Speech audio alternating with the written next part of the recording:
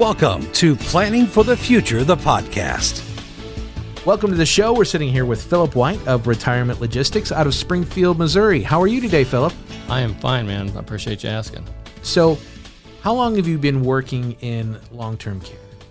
Well, it would be close to 30 years at this point. Started sometime in 1996.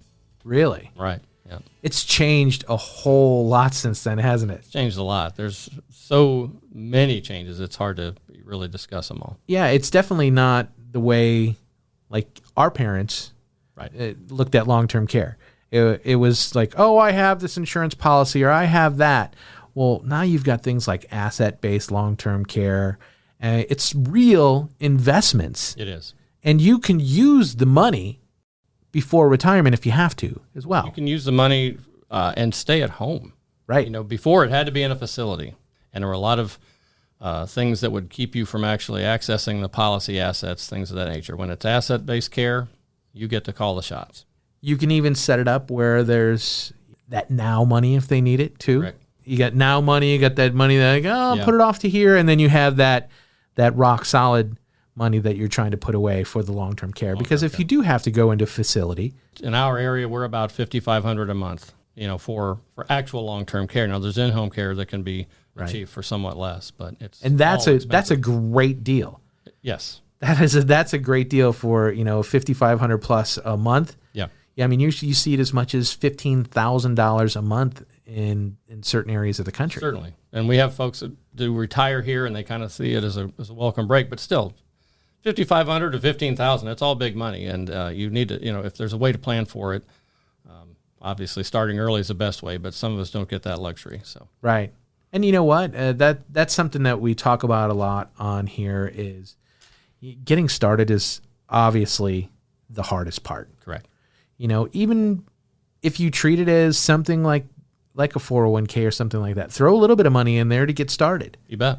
And just get it started, and that will grow as everything else grows. And because of the way long-term care has changed, like we said, that's usable money. It is usable. And a lot of people are surprised, but we can take taxable assets, IRAs, things of that nature that ordinarily would have either penalties and or taxes associated with the distributions, and create tax-free money for you to use for your long-term care. So you actually double your spendable dollars because you're not giving 45% to Uncle Sam, or 35 or 25 or 29%, whatever your tax rate is.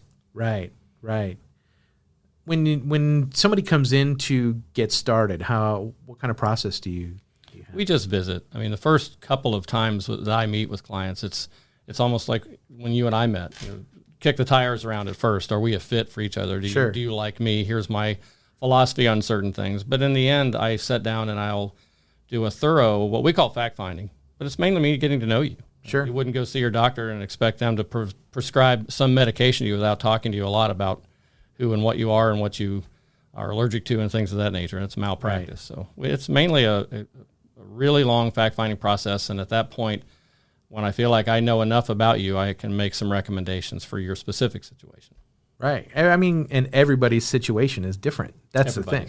Right. It's exciting for me. Sometimes I sit down with clients, and I actually had this happen 2 months ago. They have a smile on my face. Because like, well, what's up? You think you've got something here? Or, why are you smiling? So because you can actually take care of yourself. What's sad is sometimes we do meet with clients that there's nothing we can do. That we just cannot help them. It's not their fault. Just life has dished out some things, and they don't have a way to pay for it other than what possibly we can do through the federal government or something like that. Right. I love being able to help people. And to your point, starting early is the best way to get that ball rolling. I had another client called me last week, and he said, well, I'm a little young, aren't I? I'm 45. And I said, well, that's actually the best time because you're actually still healthy. And so that's, the people don't understand it, but the overall long-term care has just become a very complex issue and super expensive, and I don't see that changing. Absolutely. And it's all about helping people get their ducks in a row as well, too. It is. Just even with some suggestions and things that you can say, people can, like, hey, remember, you want to avoid probate, you want to do this, you want to do that, make sure that you have the right person handling the money when it comes to, if you have to have power of attorney over things. Right. And it's, you do get to build a relationship with these customers, don't you? Over the years, it becomes very close. Yeah, and customers is a horrible word for them because, your clients are, you get to know a whole lot about them, more than sometimes their family. In fact, we get to know a lot more than their family knows, and they want it that way. And it is hilarious. We become friends. We have them to dinner. They go to dinner with us. But in the end, I have a financial responsibility to take care of them. As I tell people all the time, as a retirement planner versus just an investment consultant, I have to make sure your assets last through your retirement. We don't just get you there. We have to get it through there. And to that end, really one of the biggest surprises people have, is because they just don't think about it, is taxation. We're in historically one of the lowest tax environments we've ever been in. If you go back to World War II, it was as high as 90%. Wow. So when you have those kind of things looming, and I don't think there's anybody that doubts that taxes are going to go up at some point in time. So the best thing you can think of is how to leverage your estate into products and vehicles, I guess, that would leverage and reduce, if not eliminate, your tax situation, no matter what it gets to. Absolutely. Yeah. I mean, the less taxes you pay in general, it makes everybody smile, doesn't it? Absolutely. Yeah. and that's just holding on to the money that you've earned and you've grown. It's your money. Right. And the thing that we find in America today is that most of our wealth is held in qualified accounts, 401k. Used to have the three-legged stool, and it was your money, and it was Social Security, and whatever you could put aside for that was great. But the pensions are gone. Right. And that was that third leg. You had a pension. You had your Social Security, your pension, and then your savings. Pensions are gone. 401k is where the money is. Well, there's significant taxation on that. It was designed as such. Doesn't make it bad. Right. It's just that it's a very cumbersome process to unhinge that or unhook it from the taxable portion if you can. Yeah. And there are ways to do that. Absolutely. And, oh my gosh, for veterans, there is some amazing programs. Truly amazing. Like we talk about in my book, they may be able to qualify up to $26,000 a year tax-free to pay for long-term care. Yeah, $26,000 a year is pretty darn good. You know what? It's better than a sharp stick in the eye. Yeah. No, it's big actually, and being where we tax-free. live. I mean, it's one thing to I can get $26,000. Well, after taxes, you're not getting $26,000. Now this is tax-free. That's a huge deal. Absolutely huge. Well, we do have that with people. When I'll meet them and I'll go over let's say their statements, whether it's their 401k, their investment assets, or managed accounts. But if they're in qualified accounts, well, what do you have here? Well, we have X. Well, I have $500,000. Well, not really. You have somewhere north of $375,000 because the tax chunk is going to just eat half of that. So to your point, $26,000 tax-free gives you buying power of over $50,000 a year. That's what it really does. Right. Yeah, it's really something that people need to take advantage, especially the veterans. I mean, there's so many great programs for them. I mean, you can take, say if somebody has an existing annuity, you can take that and use it in their favor as well. We can. We have quite a few options for them when they have those assets. Take the annuity, convert it to assets for long-term care, and do that on a tax-free basis. They're usually pretty excited about that. Yeah. And that's where it comes into the asset-based long-term care and how the rules have changed over the, I bought the life insurance because they told me to on the television in the middle of the night during Lawrence Welk. Right. Well, and we have, to me, it's exciting because I can help people if they've got whatever the assets are. Typically with the products that we utilize, you're looking at a tripling of the buying power. And again, it's all tax-free. But if we have $100,000, we can actually create nearly $300,000 for long-term care. So it's super powerful. The products that are available now, they've just gotten better, and at no risk to the client. Their investments are completely safe the entire time. Is there? I know you referenced that there's some people that it's difficult because they're in a bad situation, but is there ever too little that you can't start anything? Generally, it's too late. Right, and I probably misspoke a little bit. Generally, it's more that it's too late than it is that it's too early or they don't have enough. There's so many programs available that, well into their 70s and 80s and come down with some sort of disease, Alzheimer's, and that's something the biggest like that. thing. And I'm really glad you brought me around on that, because really it becomes an issue that I have now. Whatever we thought was wrong, we now know is wrong. And so once that diagnosis has been made, we're at a standstill to some degree. Right.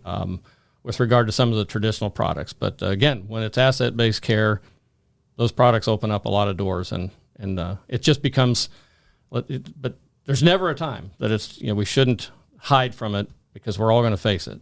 Absolutely. Yeah. It's 6 out of every 10? For males anyway. Yeah. Oh, and it's closer to 70% now. Mm-hmm. I mean, 6 out of 10 was 5 years ago. Correct. From the stats that I saw. I mean, it's closer to 7 out of every 10 people are going to need some sort of long-term care. Correct. And the ones, the other 3, there's a good chance they didn't make it to the point. They didn't make it to the point of needing long-term care. It's not that, it's not that, oh, well, I'll be fine. No, those other 3 didn't make it that far. They didn't get so there. That's where you really have to look at that stat, the 7 out of 10. And you want to be that 7. Correct. That's the point. You want to be that 7. And long-term care doesn't necessarily have to mean you're bedridden somewhere. No. It could just mean help at home. Right. It's a living benefit, we call them, but it actually is. More and more people really want to be home, and with the systems that we use, they can be home. They can choose who they have as caregiver, which is exciting. The federal government has allowances for that. So if you want somebody in your family to take care of you and get paid, they can do that too. But there's just, until we sit and visit, I'll never be able to help you. But that's the hardest thing, because most people do run away. They think, oh my gosh, I can't do this, or I don't want to do this. If I talk about it, it's going to make it come about. And that's, we know better than that because it's what we do. But it's funny to see people in that regard. And I think through our business and my practice, people feel at least good about the process. They feel like they have options, which is exciting for me to give them options they didn't know were there. And if you think about how times have changed as well, like our parents, we knew a lot of those multi-generational households. Correct. So the long-term care was, well, grandma and grandpa came to live with us, or we moved in with grandma and grandpa, and you had the kids, the parents, and the grandparents all in the same house. Yeah. So that's what the long-term care was like. Oh, we'll take care of her. She takes care of us. It's the whole thing. It was a Walton's plan. Right. Waltons.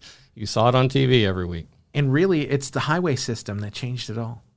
Correct. Because people started moving farther away, and now you've got snowbirds. You know what? Mom and Dad don't want to live in Iowa anymore in the middle of winter. Yeah. Because it's cold. You know what's nice?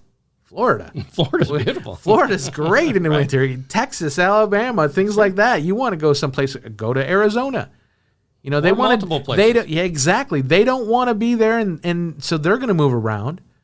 And the way jobs work for your kids, they may get transferred, they may find something else, or maybe your kids, you know what, we kind of want to move over here. This is where we want to do. No guilt. Not at all. We've worked our way up, and we started putting things away, and now Mom and Dad, if they got all their ducks in a row and did the right thing, they can go wherever they want. In peace, and not have to worry about, whether or not, I got to go by Mom's house and drop off dinner tonight. Right. I got to go here. I got to go there. I mean, or if you have a parent that has to move in with you, that's going to cost you a lot of money as well. Well, that's going to cost the children, as I say, the adult children. But really, when you get back to our parents, the last thing, I hear this all the time, and it's true, and it's actually pretty emotional for them. They don't want to be a burden to their kids. So, and I think this helps. Our process helps both parties. The person making sure that their ducks are in a row to also take care of their adult children. Well, the adult children learn through this process and possibly get a leg up on their planning themselves. If they're smart, absolutely. If they're smart, yeah. I mean, when you meet someone that says, oh, my daughter's a nurse, I will just move in with her. Well, there's going to be times that daughter has to take off work. Right. Say you need to make some special changes in the house because, put up handrails, put up a ramp, things like that. Those are all expenses that you're going to incur as one of the adult children that you don't think about. Right. And it's so simple to get started. Just take a little bit of knowledge, get a copy of your book, make a phone call. And again, like you said, the first thing you do is you talk to them a little bit. Right.